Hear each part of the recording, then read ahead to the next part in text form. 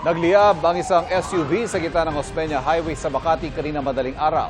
Base sa inisyal na investigasyon, una nagliyab ang gulong sa unahan ng sasakyan saka kumalat ang apoy.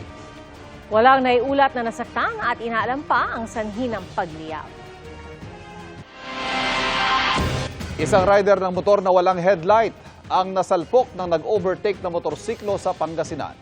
May nahuli kambing na disgrasya sa kalsada dahil sa mga nakawalang baka. Yan at iba pang disgrasya sa probinsya sa pagtutok ni Jonathan Andal. Hindi sa bukid, kundi sa kalsada. Nagtakbuhan ng dalawang baka na yan sa barangay Aman Sabina, Mangaldan, Pangasinan. Hanggang ang isa sa mga baka may nakasalubong at nasagi ng motor.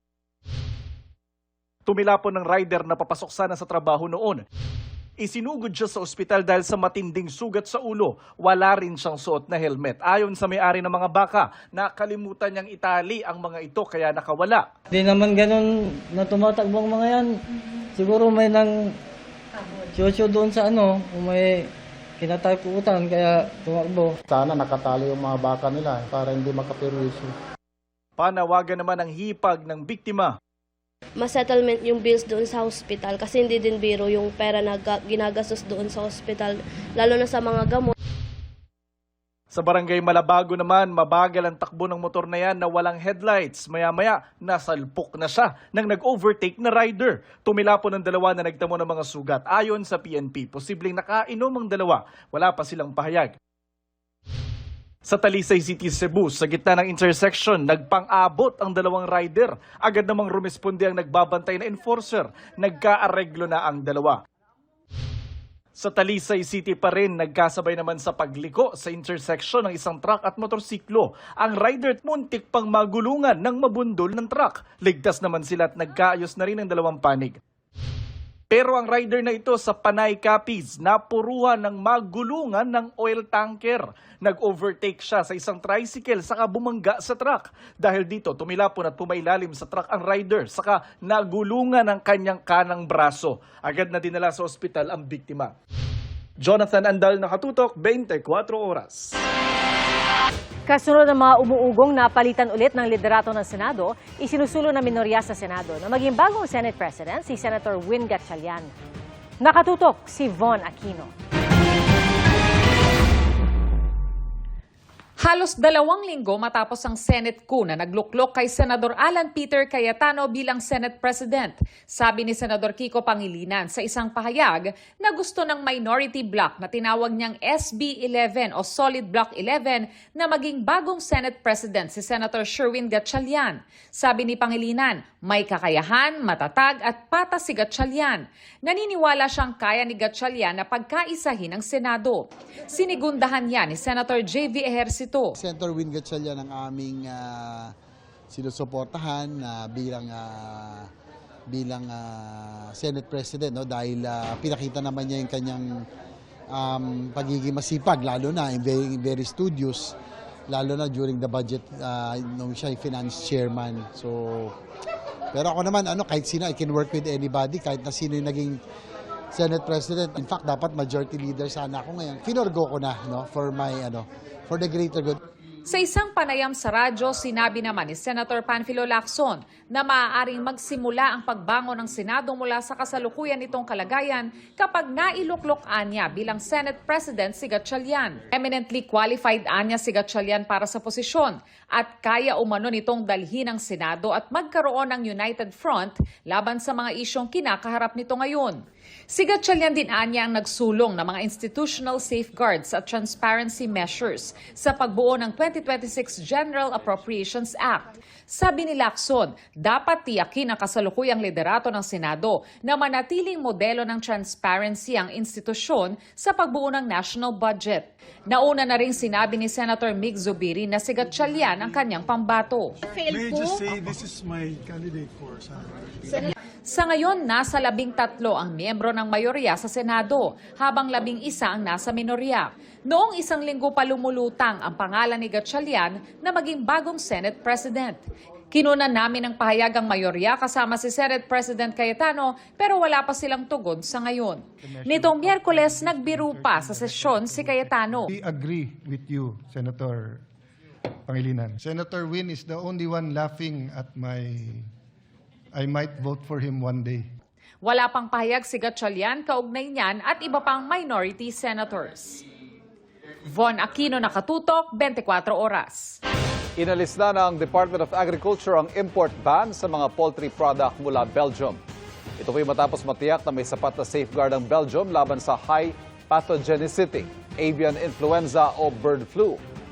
Dahil dito, pwede na ulit mag-angkat ng poultry products mula Belgium. Ipinatupad ang import ban sa Belgian poultry products sa gitna ng bird flu outbreak doon. Pinilahan ng ayuda payout para sa mga motorcycle taxi rider. Sakto raw yan, lalo't inaasahan ulit ang taas presyo sa produktong petrolyo sa susunod na linggo. Nakatutok si Bernadette Reyes. Sa kabila ng mainit na panahon, pumila ang mga motorcycle taxi rider para sa kanilang cash relief assistance sa Maynila. Halos 2,500 na riders ang nabigyan ng tig 5,000 pesos mula sa Department of Social Welfare and Development. Magpapatuloy yan hanggang bukas sa araw ng linggo. Timing nga naman lalo't may nakaamba na namang panibagong dagdag presyo sa petrolyo. Ayon sa industry sources, 25 centavos hanggang 60 centavos ang itataas kada litro sa diesel, hanggang piso naman sa gasolina. Sa kabila ng patuloy na pag-uusap ng Amerika at Iran, nananatili pa ring mataas ang presyo ng produktong petrolyo. Ang gasolina nga halimbawa, 3 sunod-sunod na linggo nang tumataas ang presyo at maaaring masundan pa sa darating na Martes. Hindi na i-home run yung pistok.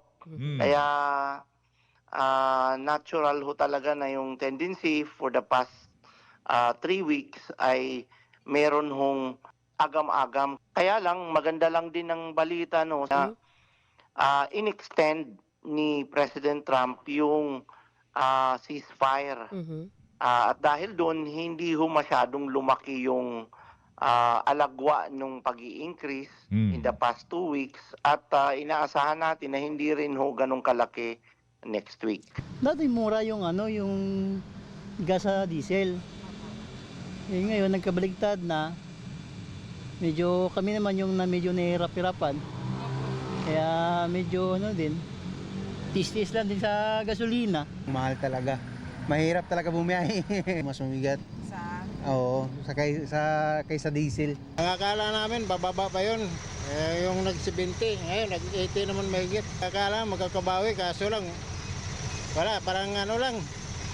Parang mag-maintain lang yata ito si 80. Tsaga-tsaga na lang. Kaysa naman wala kang kahit ibiling bigas. Tataas naman daw sa Martes eh. Ano ba masasabi niyo doon?